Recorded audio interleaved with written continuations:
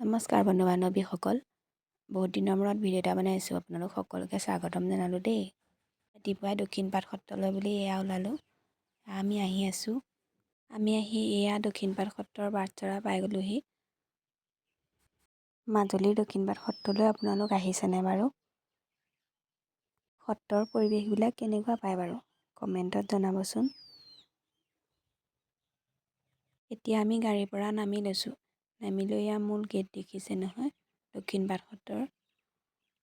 আৰু এয়া আমি আহি আছোঁ শৰাই দিবৰ বাবে।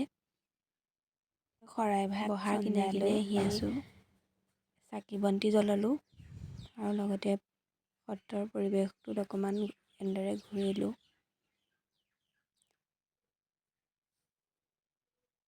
আজিৰ ভিডিঅ'টো চাই কেনেকুৱা পালে জনাবলৈ নাপাহৰিব দেই।